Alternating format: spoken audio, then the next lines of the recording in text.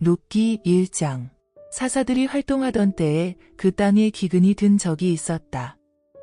그러자 유다 베들레헴에 살던 어떤 남자가 모압 지방에 가서 더부살이하려고 아내와 두 아들을 데리고 길을 떠났다.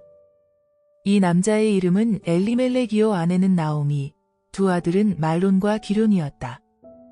이들은 유다 베들레헴 출신으로 에브랏 집안 사람들이었다. 이들이 모압 지방에 들어가서 한동안 지내다가 나오미의 남편인 엘리멜렉이 아내 나오미와 두 아들을 남겨두고 그만 세상을 떠났다. 그 뒤 두 아들은 모압 여인들 가운데에서 신부감을 골라 아내로 맞아들였는데 작은 며느리의 이름은 오르바이고 큰 며느리의 이름은 룻이었다. 이들이 거기에서 10년쯤 살았는데 말론과 기런도 그만 세상을 뜨고 말았다. 그래서 나오미는 남편과 두 아들마저 여의고 홀로 남게 되었다. 그 무렵 여호와께서 당신 백성을 돌보시어 유다 땅에 풍년이 들었다는 소문이 들려왔다. 나오미는 모압에서 이 소문을 듣고 두 며느리와 함께 그곳을 떠나 고향으로 돌아가기로 하였다. 그들이 유다 땅으로 돌아가려고 살던 곳을 떠나 길을 가다가 나오미가 두 며느리에게 이렇게 말하였다. 얘들아, 너희는 이제 친정으로 돌아들 가거라. 너희가 죽은 내 두 아들과 나한테 그토록 잘해주었으니 여호와께서도 너희를 잘 보살펴 주시기를 빈다. 또 그분께서 너희를 돌보셔서 새 남편을 만나 보금자리를 꾸미기 바란다. 그러고 나서 두 며느리에게 입맞추어 작별 인사를 하자 두 며느리는 울음을 터뜨리며 말하였다. 싫어요, 어머니. 저희는 어머님을 모시고 갈래요. 어머님하고 어머님 결례의 품으로 가겠어요.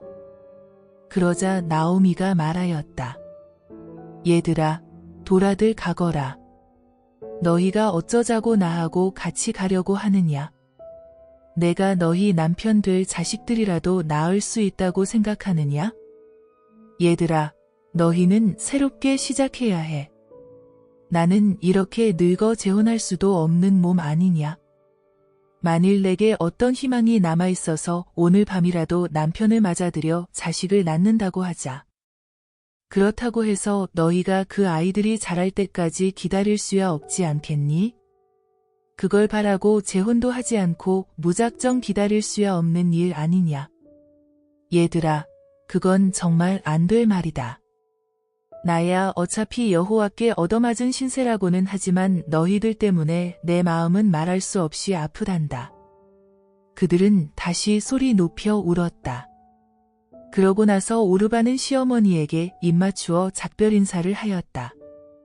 그러나 룻은 시어머니 곁에 꼭 붙어 떠나려 하지 않았다. 나오미가 다시 타일렀다. 얘야, 내 동서는 자기 결례와 자기 신에게로 돌아가지 않았니?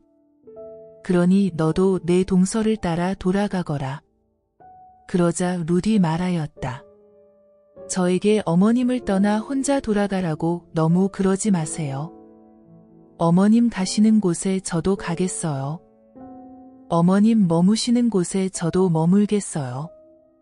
어머님 결례는 제 결례가 아닌가요? 어머님이 섬기시는 하나님은 제 하나님이 아닌가요? 어머님이 눈 감으시는 곳에서 저도 눈을 감겠어요. 어머님 곁에 묻히겠어요.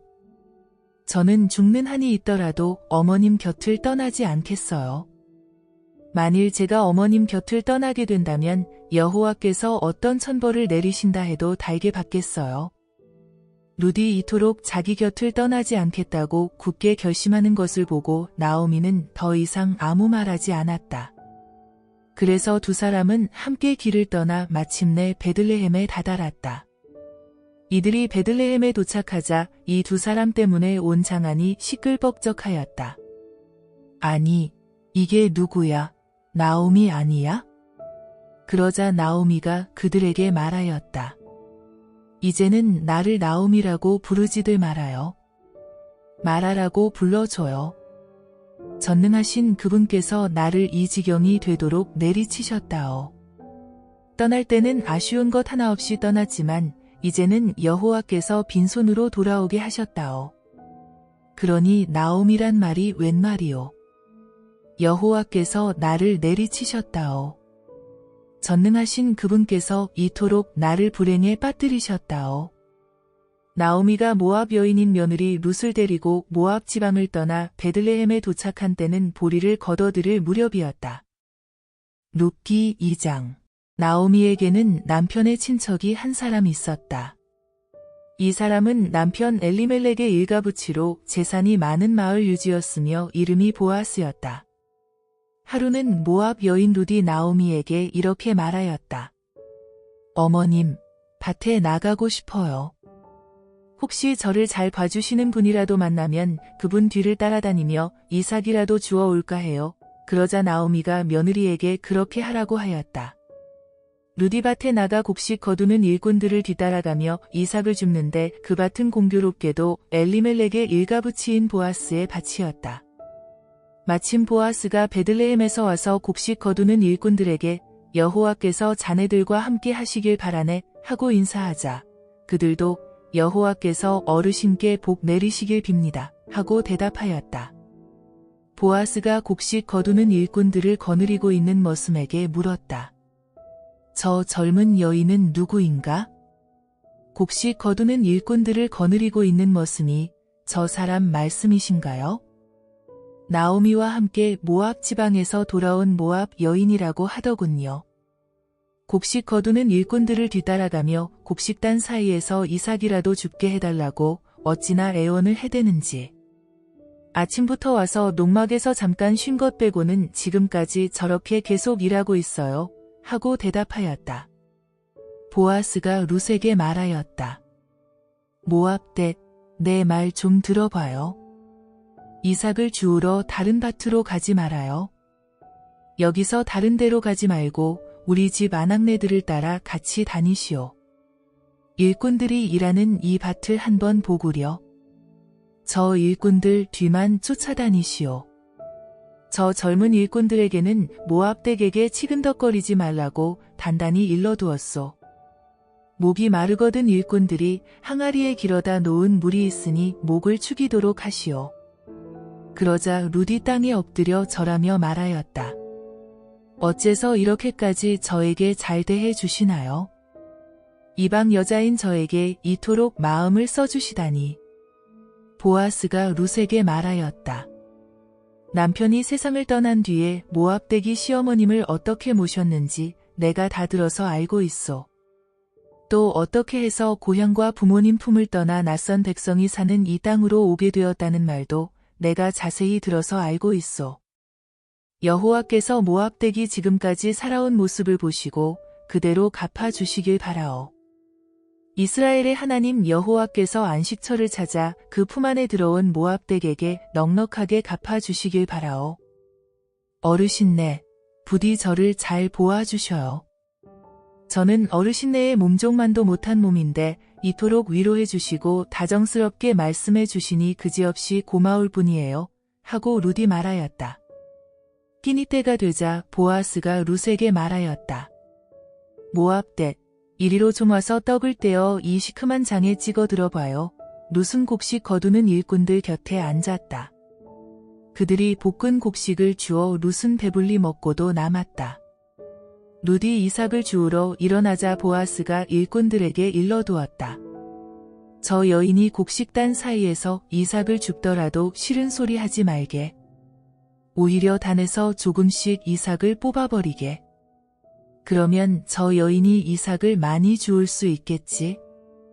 절대로 저 여인을 꾸짖지들 말게. 룻은 밭에서 저녁 때까지 이삭을 주었다. 주운 이삭을 떨어보니 보리가 한 마리나 되었다. 그것을 가지고 마을로 돌아와 시어머니에게 보여드렸다. 그리고 배불리 먹고 남겨온 것도 시어머니에게 드렸다. 시어머니가 물었다. 얘야, 오늘 어디서 이삭을 주었느냐? 어디서 일했어? 너에게 이토록 잘해주신 분이 있다니 여호와께 복받았으면 좋겠다. 룻이 어느 집 밭에서 일하였는지를 시어머니에게 말하였다. 오늘 제가 이삭을 주운 밭의 주인이 보아스라고 하더군요. 그러자 나오미가 며느리에게 여호와께서 그분께 복을 듬뿍 내려주셨으면 좋겠다. 그분이 돌아가신 남편과 자식들에게 그렇게 잘해주시더니 이제는 이 세상에 남아있는 우리들에게도 이토록 잘해주시는구나. 그분은 우리 집안과 가까운 분이라 우리를 떠맡아 주셔야 할 사람 가운데 한 분이야 하고 말하였다. 모압 여인 루디 또 그분이 자기 집 곡식 거두기가 다 끝날 때까지 자기 집 일꾼들과 꼭 같이 다니라고도 하시더군요 하고 말하자. 나오미가 며느리 룻에게 그래 얘야 다른 밭에 가서 낯선 사람들을 만나지 말고 그 집 아낙네들과 꼭 붙어 다녔으면 좋겠다 하고 일렀다. 그래서 룻은 보리와 밀 거두기가 끝날 때까지 보아스 집안의 아낙네들을 따라다니면서 이삭을 주우며 시어머니와 함께 살았다. 룻기 3장. 얼마 뒤에 룻의 시어머니 나오미가 그에게 이렇게 말하였다. 아가, 내가 내 남편감을 찾아봐야 하겠구나. 그래야 너도 아늑할 보금자리를 꾸미지 않겠니? 내가 보아스 댁 아낙네들을 따라다니며 이삭을 주워오곤 하였다만 사실 그 집주인 보아스는 우리 친척이 아니냐? 오늘 밤 그분이 타작마당에서 보리를 까부르고 있을 거야. 그러니 너는 목욕을 하고 화장을 하고 새 옷으로 몸단장을 하고는 그분이 일하고 있는 타작마당으로 내려가거라. 그분이 저녁을 다 먹을 때까지 눈치채지 못하도록 하거라. 그리고 그분이 잠을 자려고 할 때 어디에 눕는지 잘 알아두었다가 그분 잠자리에 들어가서 발치개를 들고 거기에 누워라. 그 다음부터는 그분이 알아서 하실 것이다. 루디 시어머니에게 어머님께서 이르신 대로 다 하겠습니다 하고 대답하였다. 루디 타작마당으로 내려가서 시어머니 나오미가 시킨 대로 하였다. 보아스가 저녁을 먹고 나서 마음이 흐뭇하여 곡식단을 쌓아놓은 가리 곁에 잠자리를 정하고는 그곳에 누웠다. 루디 가만히 다가가 그 발치개를 들치고 누웠다. 보아스가 잠을 자다가 한밤중에 웬 여인이 발치개에 누워있는 것을 알자 깜짝 놀라서 몸을 돌렸다. 누구요? 보아스가 소리치자 어르신네의 비녀인 룻이에요.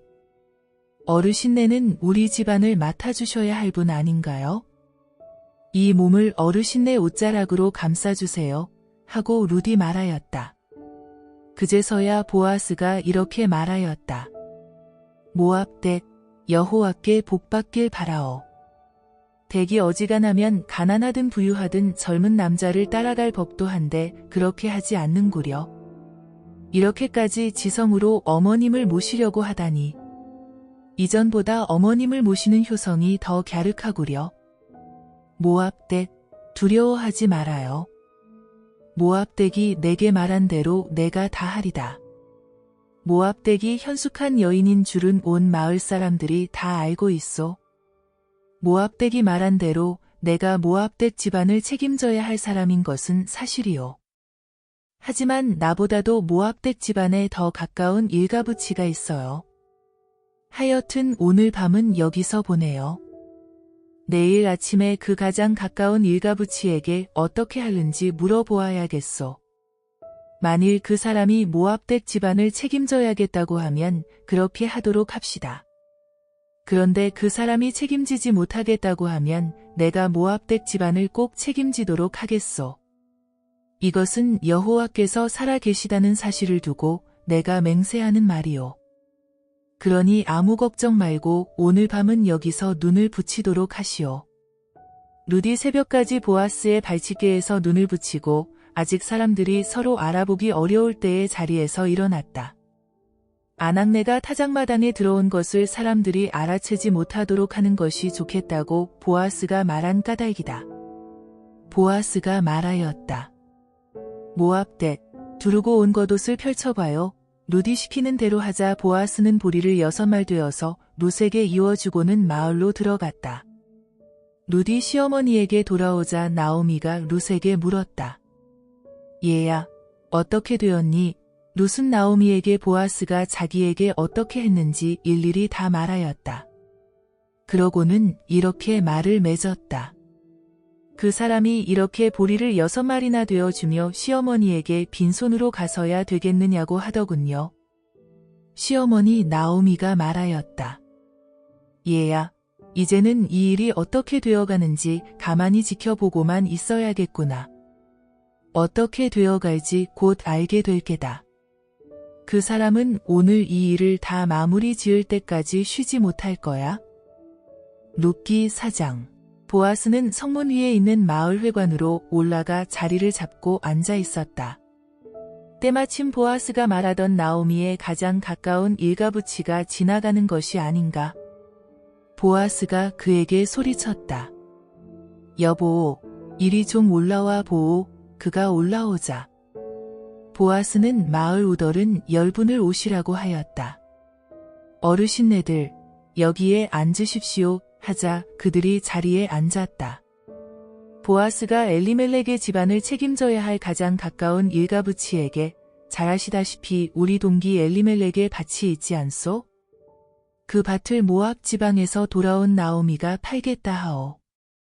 여기 앉아 계신 여러분과 우리 마을 우서른들 앞에서 나는 그대에게 분명히 해두어야 하겠소. 그대가 나오미 집안의 가장 가까운 일가부치로서 책임질 의무를 다하겠다면 그렇게 하겠다고 하시오. 그러나 그렇게 하지 못하겠다면 나에게 분명하게 말하시오. 그 의무를 다해야 할 일가부치가 당신 말고는 나밖에 없어서 하는 소리요. 하고 말하자 그 가장 가까운 일가부치가 말하였다. 내가 그 의무를 다하겠어요. 보아스가 그에게 다시 말하였다. 그대가 그 밭을 나오미에게서 사는 날에는 미망인이 된 모압 여인 룻을 책임져야 할 거요. 그래서 아이를 낳아야 이미 고인이 된 사람의 이름이 그 밭에 계속해서 남아있을 게 아니겠소? 그러자 그 가장 가까운 일가부치가 말하였다. 아이고, 그렇다면 내 재산만 줄어들게 생겼군. 나는 그 집안을 책임져야 할 의무를 포기할 터이니 그대가 대신 그 의무를 다하시오.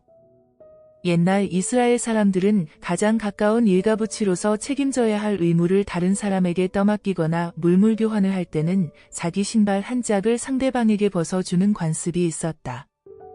그 신발 한 짝을 증거물로 삼아 이를 확정지었던 것이다. 이런 식으로 그 가장 가까운 일가부치가 보아스에게 당신밖에 살 사람이 없겠구려 하고 곧 자기 신발 한 짝을 벗어 보아스에게 주었다. 그러자 보아스가 마을 우더른들과 거기에 모여 있는 마을 사람들에게 이렇게 말하였다. 엘리멜렉과 기럐과 말론의 소유였던 모든 것을 내가 나오미에게서 산 일에 대해 오늘 이 자리에 모여 계신 여러분들께서 증인이 되셨습니다. 또한 말론의 아내 모압 여인 룻을 나의 아내로 맞아들였습니다.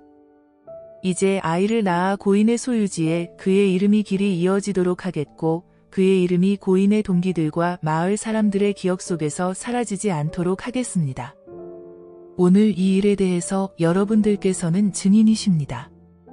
성문 위 마을 회관에 모여 있는 마을 사람들과 우더른들이 대답하였다.